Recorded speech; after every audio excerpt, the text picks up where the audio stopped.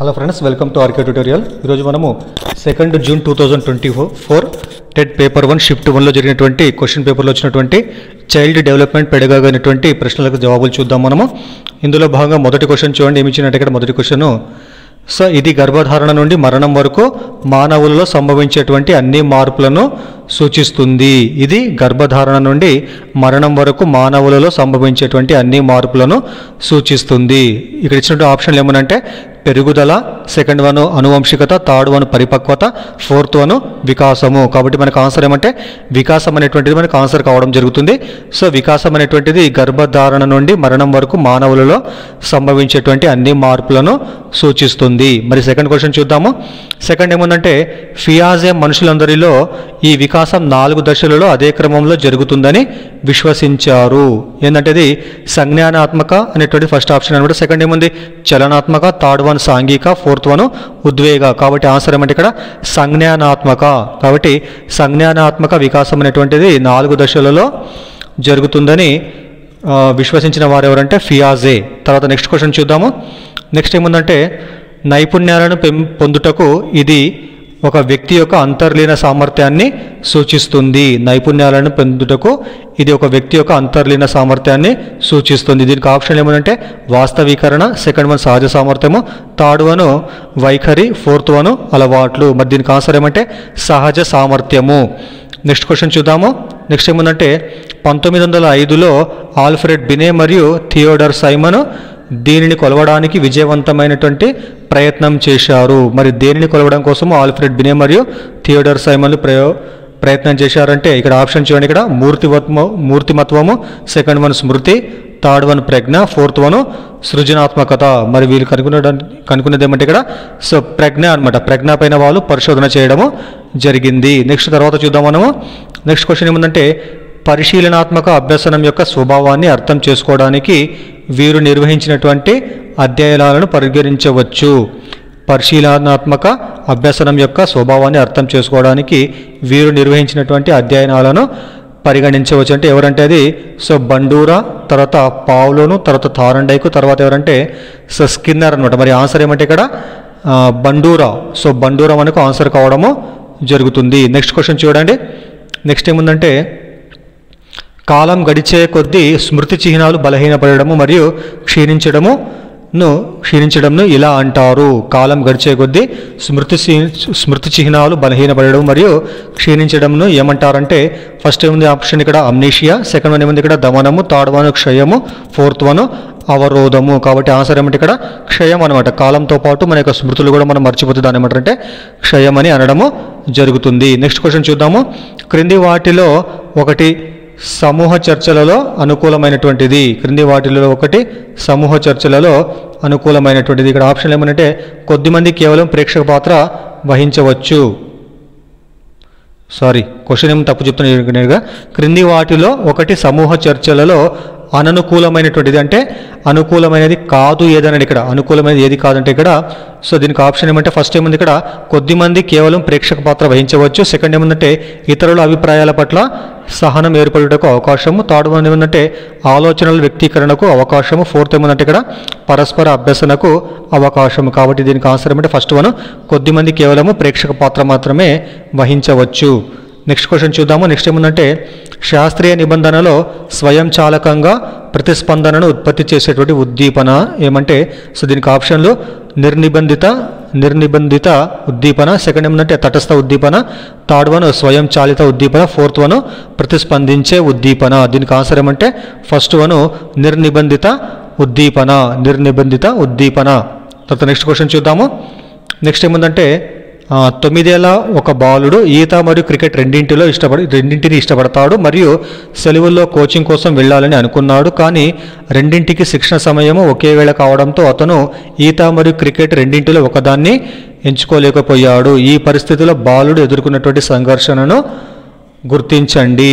దీనికి ఆన్సర్ ఏమంటే so first option చూద్దాం మనం ఉపగమ, సెకండ్ వన్ ఉపగమ పరిహార, థర్డ్ వన్ పరిహార, ఫోర్త్ వన్ పరిహార ఉపగమ. ఇక్కడ చూడండి, ఇక్కడ విద్యార్థికి రెండు కూడా ఇష్టమైనటువంటివి కాబట్టి అతనికి ఉన్నటువంటి ఉద్దీపన ఇక్కడ ఏమంటే సో ఉపగమ ఆన్సర్ కావడము జరిగింది.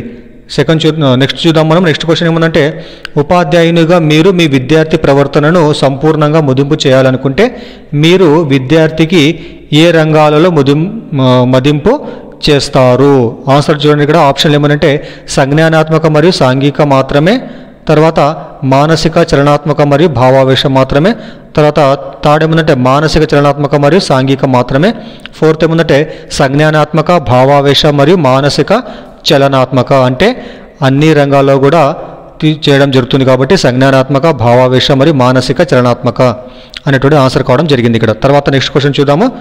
నెక్స్ట్ ఏముందంటే తన విద్యార్థుల సాధారణ సంజ్ఞానాత్మక సామర్థ్యాలను తెలుసుకోవడానికి ఉపాధ్యాయుడు క్రింది వాటిలో ఏ పరీక్షలను ఉపయోగించాలి? దీనికి ఆప్షన్లు ఏమనంటే అభిరుచి పరీక్షలు, సెకండ్ వన్ ప్రజ్ఞా పరీక్షలు, థర్డ్ వన్ మూర్తిమత్వ పరీక్షలు, ఫోర్త్ వన్ వైఖరి పరీక్షలు. మరి ఆన్సర్ ఏమంటే ఇక్కడ ప్రజ్ఞా పరీక్షలు. నెక్స్ట్ క్వశ్చన్ చూద్దాము. నెక్స్ట్ ఏముందంటే ఒక పాఠశాల క్రీడలు, నాటకము, సంగీతము, కళలు, చర్చలు మొదలైన వివిధ కృత్యాలను అందిస్తూ విద్యార్థులు ఏవైనా 2 కృత్యాలలో పాల్గొనడం తప్పనిసరి చేసింది.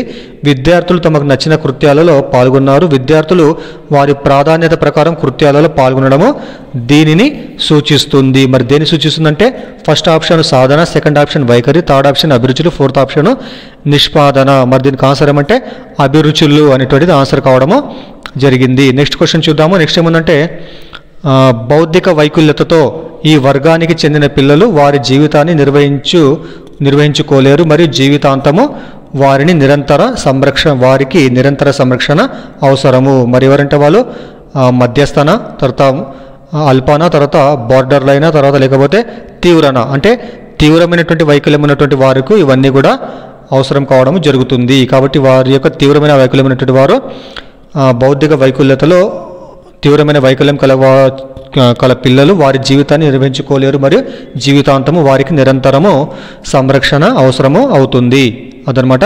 తర్వాత నెక్స్ట్ క్వశ్చన్ చూద్దాం. నెక్స్ట్ ఏముందంటే ఒక ఉపాధ్యాయుడు తన తరగతిలో బహుమతులు ఇవ్వని ఒక విద్యార్థి సమూహాన్ని మినహాయించి బహుమతులను ఇచ్చినటువంటి ఇంకో విద్యార్థి సమూహంపై విద్యార్థుల నిష్పాదనపై బహుమతుల ప్రభావం అనేటువంటి అంశాన్ని అధ్యయనం చేశారు. ఉపాధ్యాయుడు ఉపయోగించినటువంటి పద్ధతిని గుర్తించండి. చూడండి, ఇక్కడ ఒక ఉపాధ్యాయుడు తన తరగతి గదిలో బహుమతులు ఇవ్వని ఒక విద్యార్థి సమూహాన్ని మినహాయించి బహుమతులను ఇచ్చిన ఇంకో విద్యార్థి సమూహంపై విద్యార్థుల నిష్పాదనపై బహుమతుల ప్రభావం అనేటువంటి అంశాన్ని అధ్యయనం చేశాడు. ఉపాధ్యాయుడు ఉపయోగించినటువంటి పద్ధతిని గుర్తించండి. ఇక్కడ ఏమంటే ఆప్షన్లు అంతఃపరిశీలన, సెకండ్ వన్ పరిపృచ్ఛ, థర్డ్ వన్ ప్రయోగాత్మక, ఫోర్త్ వన్ భాగస్వామ్య పరిశీలన. దీనికి ఆన్సర్ ఏమంటే ప్రయోగాత్మక. నెక్స్ట్ క్వశ్చన్ చూద్దాము. నెక్స్ట్ ఏమంటే క్రింది వాటి నుండి వైయక్తిక భేదాలను పరిగణలోకి తీసుకొని బోధించాల్సిన పాఠశాలలను గుర్తించండి. వైయక్తిక భేదాలను పరిగణలోకి తీసుకుని బోధించేటువంటి పాఠశాలలు ఇక్కడ ఏమంటే ఆప్షన్ చూద్దాం మనము. ప్రత్యేక పాఠశాలలు మాత్రమే, అన్ని పాఠశాలలు, థర్డ్ వన్ ప్రభుత్వ రెసిడెన్షియల్ పాఠశాలలు మాత్రమే, ఫోర్త్ వన్ కార్పొరేట్ పాఠశాలలు మాత్రమే. దీనికి ఆన్సర్ ఏమంటే అన్ని పాఠశాలలు. నెక్స్ట్ క్వశ్చన్ చూద్దాము. నెక్స్ట్ ఏముందంటే విద్యార్థుల అభిప్రాయానికి విలువను ఇచ్చేటువంటి నాయకత్వ శైలిని గుర్తించండి. విద్యార్థుల అభిప్రాయానికి విలువను ఇచ్చేటువంటి నాయకత్వ శైలిని గుర్తించండి. దీనికి ఆన్సర్ ఏమంటే ఇక్కడ ఫస్ట్ ఆప్షన్ ప్రజాస్వామిక, సెకండ్ ఆప్షన్ నిరంకుశ, థర్డ్ ఆప్షన్ అనుమతిపూర్వక, ఫోర్త్ ఆప్షన్ జోక్య రహిత. కాబట్టి విద్యార్థి యొక్క అభిప్రాయానికి విలువనిచ్చేటువంటి నాయకత్వ శైలి ఇక్కడ ఏమంటే ప్రజాస్వామిక నాయకత్వ శైలి అనమాట. నెక్స్ట్ చూద్దాం మనం. నెక్స్ట్ క్వశ్చన్ మానవుని శరీర వ్యవస్థలలో జనన పూర్వకాలంలో మరియు పుట్టినప్పటి నుండి మొదటి 4 సంవత్సరాలలో తులనాత్మకంగా వేగవంతమైన వృద్ధిని చూపి తర్వాత సాపేక్షంగా నెమ్మదిగా కొనసాగేటువంటి వ్యవస్థ ఏమంటే ఇక్కడ దీనికి ఆప్షన్ చూడండి. ఇక్కడ కండరాల వ్యవస్థ, సెకండ్ వన్ జీర్ణ వ్యవస్థ, థర్డ్ వన్ నాడీ వ్యవస్థ, ఫోర్త్ వన్ పునరుత్పత్తి వ్యవస్థ. దీనికి ఆన్సర్ ఏమంటే నాడీ వ్యవస్థ. నెక్స్ట్ క్వశ్చన్ చూడండి.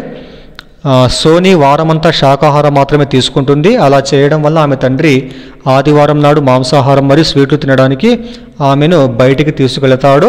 కోల్బర్గ్ నైతిక వికాస సిద్ధాంతం ప్రకారము సోనీ ఈ నైతిక వికాస దశలో ఉంది. దీనికి ఆప్షన్లు ఏమనంటే 1వ దశ, 2వది 5వ దశ, 3వది 2వ దశ, 4వది 3వ దశ. కాబట్టి ఆన్సర్ ఏమంటే మనకు ఫోర్త్ ఆప్షన్ 3వ దశ. నెక్స్ట్ క్వశ్చన్ చూడండి.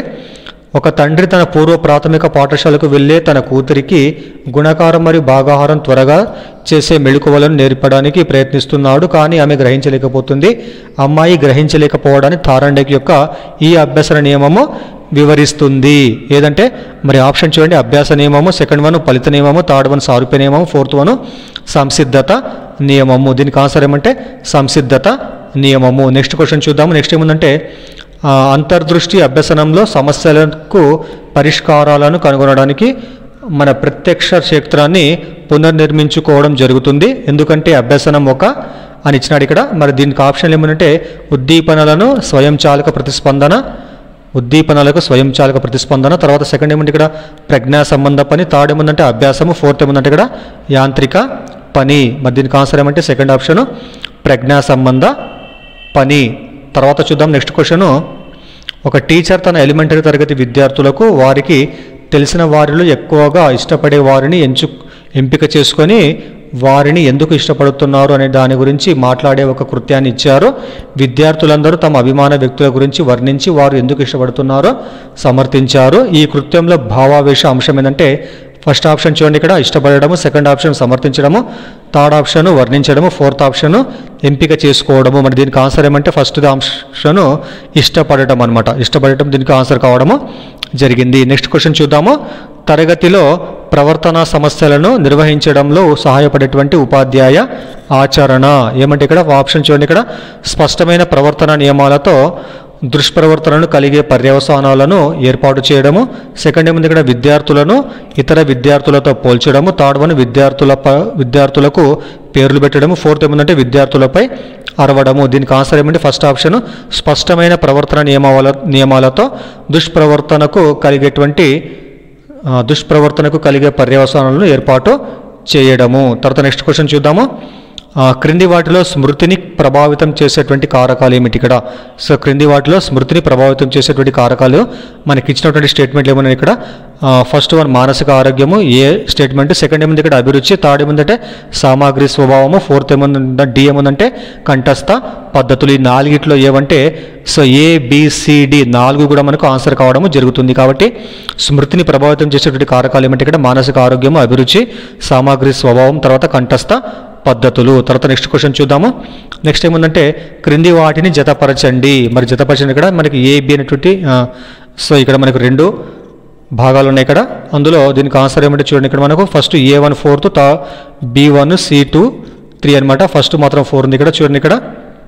సో ఫస్ట్ ఏముంది ఇక్కడ అనుకూల బదలాయింపు మనకు సో 4వది కాబట్టి ఏమని ఇచ్చినాడు ఇక్కడ 4వది ద్విచక్ర వాహనము నడపడం నేర్చుకోవడము 4 చక్రాల వాహనాన్ని నడపడంలో తోడ్పడుతుంది. కాబట్టి ఏమంటారు దీన్ని అనుకూల బదలాయింపు అంటే ఏంటి ఇక్కడ సో ద్విచక్ర వాహనం నేర్చుకోవడం వల్ల విద్యార్థి లేకపోతే ఎవరైనా కానీ సో మిగతా 4 చక్రాల వాహనాన్ని కూడా మనము సులభంగా నడపడానికి వీలుంటుంది. సెకండ్ ఏముంది ఇక్కడ బి అనేటువంటిది ప్రతికూల బదలాయింపు దేనికి ఉదాహరణ అంటే ప్రతికూల బదలాయింపుకు ఉదాహరణ ఫస్ట్ ఆప్షన్ చూడండి. ఇక్కడ ఏమిచ్చినట్టు ఇక్కడ రన్నింగ్ స్టిచ్ నేర్చుకోవడము బ్యాక్ స్టిచ్ను నేర్చుకోవడంలో ఆటంకము కలిగించింది. చూడండి ఇక్కడ ప్రతికూల బదలాయింపుకు ఇక్కడ ఉదాహరణ ఏమంటే రన్నింగ్ స్టిచ్ నేర్చుకోవడం అనేటువంటిది బ్యాక్ స్టిచ్ను నేర్చుకోవడంలో ఆటంకము కలిగించడం అనమాట. మరి సి ఏముంది ఇక్కడ శూన్య బదలాయింపు అంటే ఇక్కడ దానికి ఉదాహరణ ఏమంటే పడవ నడపడం నేర్చుకోవడము ఈత నేర్చుకోవడంలో సహాయపడలేదు. కాబట్టి పడవ నడపడం నేర్చుకోవడం అనేటువంటి ఈత నేర్చుకోవడంలో సహాయపడలేదు. మనకు ఇది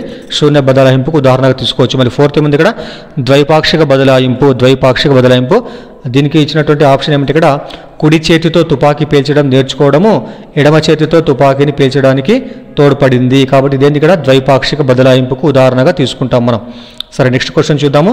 నెక్స్ట్ ఏముందంటే క్రింది వాటిలో విద్యార్థి ఉపాధ్యాయుల మధ్య అనుకూలమైన సంబంధాన్ని సూచించేది. క్రింది వాటిలో విద్యార్థి ఉపాధ్యాయుల మధ్య అనుకూలమైన సంబంధాన్ని సూచించేవి ఏమేమున్నాయి ఇక్కడ ఫస్ట్ ఏముందంటే ఉపాధ్యాయుల నియంత్రణ మరియు విద్యార్థి స్వయం ప్రతి యొక్క సంతులనము. సెకండ్ ఏముంది ఇక్కడ సాంఘిక స్థితి పరంగా సమానత్వము. సి ఏముందంటే పరస్పర విశ్వాసం మరియు గౌరవం. ఫోర్త్ ఏముందంటే ఆసక్తికరమైనటువంటి అభ్యసన వాతావరణము. దీనికి ఆన్సర్ ఏమంటే ACD మాత్రమే, అంటే బి అనేటువంటిది మనకు ఆన్సర్ కావడం లేదు. కాబట్టి మనకు ఆప్షన్ ఏమంటే ఇక్కడ ఫస్ట్ ACD బి అనేటువంటిది సాంఘిక స్థితి పరంగా సమానత్వం అనేటువంటిది ఆన్సర్ కాదు. తర్వాత నెక్స్ట్ చూద్దాం మనం. నెక్స్ట్ క్వశ్చన్ ఏముందంటే విషయ కేంద్రీకృత నమూనా ప్రధానంగా దీనిపై దృష్టి సారిస్తుంది. విషయ కేంద్రీకృత నమూనా ప్రధానంగా దీనిపై దృష్టి సారిస్తుంది. దేనిపై అంటే ఫస్ట్ ఆప్షన్ ఏముంది ఇక్కడ, అభ్యసించడానికి కావాల్సినటువంటి అభ్యసన నైపుణ్యాలు. సెకండ్ ఏముంది, సంపూర్ణ వికాసము. థర్డ్ ఏముందంటే అభ్యాసకుల అవసరాలు. ఫోర్త్ ఏముందంటే విషయ ప్రావీణ్యత. మరి దీనికి ఆన్సర్ ఏమంటే విషయ ప్రావీణ్యత. విషయ ప్రావీణ్యత అనేటువంటిది విషయ కేంద్రీకృత నమూనా ప్రధానంగా విషయ ప్రావీణ్యతపై దృష్టి సారిస్తుంది. నెక్స్ట్ చూద్దాం మనము. నెక్స్ట్ ఏముందంటే బ్రూనర్ సిద్ధాంతం ఆధారంగా సరికాని స్టేట్మెంట్ను గుర్తించండి. మరి ఇక్కడ తప్పంటే అర్థమైంది, ఇక్కడ ఇవన్నీ సరైనటువంటి స్టేట్మెంట్ అనమాట. మరి సరైన స్టేట్మెంట్లు ఏముందంటే బోధనా కృత్యాలు విద్యార్థులను జ్ఞానాన్ని కనుగొని నిర్మించుకునేలా చేయాలి. సెకండ్ ఏముంది, ఇక్కడ ఇది తప్ప స్టేట్మెంట్ అనమాట ఇది. సో ఇదే ఆన్సర్ అవుతుంది. పిల్లవాడు అభ్యసన సంసిద్ధతను పొందే వరకు మనము వేచి ఉండాలి. పిల్లవాడు అభ్యసన సంసిద్ధతను పొందే వరకు మనము వేచి ఉండాలి. ఇది రాంగ్ అనమాట ఇది బ్రూనర్ ప్రకారము. నెక్స్ట్ కరెక్ట్ ఏమింది, ఇక్కడ థర్డ్ ఏముందంటే చిన్న పిల్లలు కూడా తగిన బోధనా మద్దతుతో కష్టమైన భావనలను నేర్చుకోగలరు. తర్వాత నెక్స్ట్ ఏముందంటే ఇది కూడా కరెక్ట్ అయినటువంటి స్టేట్మెంట్ అనమాట. బోధన సాధారణ భావనల నుండి కొత్త ప్రతిపాదనలను రూపొందించే దిశగా సాగాలి. నెక్స్ట్ క్వశ్చన్ చూద్దాము. ఉపాధ్యాయుని యొక్క భంగిమ, వ్యవహార శైలి వారి యొక్క ఈ గుణాన్ని సూచిస్తాయి. మరి ఏ గుణాలంటే ఫస్ట్ ఏముంది ఇక్కడ ఆప్షన్ సంభాషణ నైపుణ్యాలను, సెకండ్ ఏముంది ఇక్కడ నిర్వహణ నైపుణ్యాలు, థర్డ్ ఏముంది సన్నాహ నైపుణ్యాలు, ఫోర్త్ ఏముందంటే ఆలోచన నైపుణ్యాలు. మరి దీనికి ఆన్సర్ ఏమంటే సంభాషణ నైపుణ్యాలు. ఫస్ట్ ఆప్షన్ మనకు ఆన్సర్ కావడం జరుగుతుంది. నెక్స్ట్ చూద్దాం మనం. తర్వాత ఏముందంటే విద్యా హక్కు చట్టం 2009 ప్రకారము స్కూల్ మేనేజ్మెంట్ కమిటీలో భాగం కాలేని వారు ఎవరు? దీనికి ఆప్షన్ ఏమంటే పాఠశాలలో చేరిన పిల్లల తల్లిదండ్రులు, స్థానికంగా ఎన్నుకోబడినటువంటి ప్రతినిధులు, తర్వాత ఉపాధ్యాయులు, తర్వాత పాఠశాల విద్యార్థి. మరి స్కూల్ మేనేజ్మెంట్ కమిటీలో భాగం కాని వారు ఎవరంటే విద్యార్థి. మిగతా వారందరూ కూడా పిల్లల తల్లిదండ్రులు, తర్వాత స్థానికంగా ఎన్నుకోబడినటువంటి ప్రతినిధులు, తర్వాత ఉపాధ్యాయులు అందరూ కూడా దానిలో భాగంగా ఉండడము జరుగుతుంది. నెక్స్ట్ క్వశ్చన్ చూద్దాము. NCF 2005 ప్రకారం ప్రాథమిక పాఠశాల స్థాయిలో బోధనాభ్యసన కృత్యాల నిర్వహణలో సరికాని విధానము. మరి దీనికి ఆప్షన్ ఏమంటే సాధారణం నుండి క్లిష్టతరము, సెకండ్ ఏముంది ఇక్కడ తెలిసిన దాని నుండి తెలియని దానికి, థర్డ్ ఏముందంటే గ్లోబల్ నుండి స్థానికము, ఫోర్త్ ఏముందంటే మూర్త నుండి అమూర్తము. మరి దీనికి ఆన్సర్ ఏమంటే గ్లోబల్ నుండి స్థానికం అనేటువంటిది మనకు NCF 2005లో ప్రాథమిక పాఠశాల స్థాయిలో నిర్వహణలు లేనటువంటి అంశం అన్నమాట ఇవి. తర్వాత క్వశ్చన్ చూద్దాము. తర్వాత క్వశ్చన్ ఏముందంటే తర్వాత క్వశ్చన్ ఫియాజే ప్రకారం క్రింది వాటిలో ఒకటి పూర్వ ప్రచాలక దశ యొక్క లక్షణము కాదు. మరి ఇక్కడ ఆప్షన్ ఏమంటే విపర్యాత్మక భావన, తర్వాత అంతర్నిహిత ఆలోచన, తర్వాత థర్డ్ ఏముందంటే అహం కేంద్రీకృత ఆలోచన, నెక్స్ట్ ఏముందంటే సర్వాత్మవాదము. ఇందులో మనకు ఆన్సర్ ఏమంటే ఫస్ట్ విపర్యాత్మక భావన. ఇది ఫియాజే ప్రకారము పూర్వ ప్రచాలక దశ యొక్క లక్షణము కాదు. సెకండ్ అంతర్నిహిత ఆలోచన అవుతుంది. అదేవిధంగా థర్డ్ వన్ అహం కేంద్రీకృత ఆలోచన కూడా అవుతుంది. నెక్స్ట్ ఏముందంటే సర్వత్వవాదం కూడా అవుతుంది. కానీ ఫస్ట్ మాత్రం ఆన్సర్ కాదనమాట అది. నెక్స్ట్ చూద్దాం. తర్వాత పిల్లల వేళ్ల కంటే ముందు అరచేతుల కంటే ముందు చేతులు అభివృద్ధి చెందుతాయి అనేటువంటిది ఈ పెరుగుదల వికాస సూత్రం ద్వారా వివరించబడింది. మరి దేని ద్వారా అంటే ఇక్కడ ఆప్షన్ చూద్దాం మనము. శిరపాదాభిముఖ దశ, రేఖీయ దశ, థర్డ్ వన్ సమీప దూరస్థ దశ, ఫోర్త్ వన్ సరిపిల దశ. మరి దీనికి ఆన్సర్ ఏమంటే సమీప దూరస్థ దశ. కాబట్టి ఇదేమంటే పిల్లల వేళ్ల కంటే ముందు అరచేతుల కంటే ముందు చేతులు అభివృద్ధి చెందుతాయి అనేటువంటిది అనమాట ఇది. తర్వాత నెక్స్ట్ క్వశ్చన్ చూద్దాము. నెక్స్ట్ ఏముందంటే కోల్బర్గ్ నైతిక వికాస సిద్ధాంతం ప్రకారం వ్యక్తి ఈ దశలో మంచి వ్యక్తిగా ఉండడం ద్వారా ఇతరుల అభిమానాన్ని మరియు ఆమోదాన్ని పొందాలనుకుంటాడు. మరి ఏ దశ అంటే సాంప్రదాయ స్థాయి దశ 4, ఉత్తర సాంప్రదాయ స్థాయి దశ 5, తర్వాత ఉత్తర సాంప్రదాయ స్థాయి దశ 6, తర్వాత సాంప్రదాయ స్థాయి దశ 3. దీనికి ఆన్సర్ ఏమంటే సాంప్రదాయ స్థాయి దశ 3. తర్వాత నెక్స్ట్ క్వశ్చన్ చూద్దాము. విద్యార్థులు మునుపటి జ్ఞానాన్ని మరియు భవిష్యత్తులో వారు రాణించగల రంగాలను అంచనా వేయడానికి ఉపాధ్యాయుడు ఈ పరీక్షలను ఉపయోగించాల్సిన అవసరం ఉంటుంది. దీనికి ఆప్షన్ ఏమంటే సాధన మరియు వైఖరి, సెకండ్ వన్ సాధన మరియు సహజ సామర్థ్యము, థర్డ్ ఆప్షన్ సహజ సామర్థ్యం మరియు వైఖరి, ఫోర్త్ ఆప్షన్ సహజ సామర్థ్యం మరియు సామర్థ్యము. మరి దీనికి ఆన్సర్ ఏమంటే సాధన మరియు సహజ సామర్థ్యము. నెక్స్ట్ క్వశ్చన్ చూద్దాము. శాబ్దిక మరియు అశాబ్దిక అంశాలు రెండింటిని కలిగి ఉండేటువంటి ప్రజ్ఞా పరీక్ష ఏమంటే సో దీనికి ఆన్సరు ది వెస్లర్ స్కేల్ అనేటువంటిది 2 అంశాలను శాబ్దిక మరియు అశాబ్దిక అంశాలను కలిగి ఉండేటువంటి ప్రజ్ఞ పరీక్ష కావడము జరుగుతుంది. మిగతావి ఆప్షన్లు కావి. తర్వాత నెక్స్ట్ క్వశ్చన్ చూద్దాము. ఒక వ్యక్తి తన కుమార్తె వివాహానికి తనకు అత్యంత సన్నిహితులతో ఒకరిని ఆహ్వానించడము మర్చిపోయి ఏమైనప్పటికీ అతను ఆ సమయంలో అంతర్జాతీయ పర్యటనకు పోవాలనుకున్నాడు కాబట్టి అతను రాలేదు అని తన చర్యను సమర్థించుకున్నాడు. దీనిని ఏమంటారంటే హేతుకీకరణమని అంటారు. హేతుకీకరణమని అంటారు. నెక్స్ట్ క్వశ్చన్ చూద్దాము. నెక్స్ట్ ఏముందంటే మనోసాంఘిక సిద్ధాంతమును ఈ మనోవిజ్ఞాన శాస్త్రవేత్త అందించారు.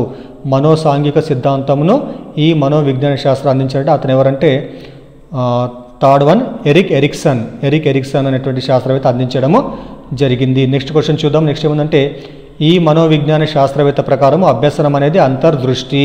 మరి ఏ మనోవిజ్ఞాన శాస్త్రవేత్త ప్రకారం అభ్యసనం అనేటువంటిది అంతర్దృష్టి అంటే ఇక్కడ మ్యాక్స్ వర్దిమర్ ప్రకారము ఏంది ఇక్కడ మనకు మనోవిజ్ఞాన శాస్త్రవేత్త ప్రకారం అభ్యసనం అనేటువంటిది అంతర్దృష్టి అనమాట. నెక్స్ట్ క్వశ్చన్ చూద్దాము.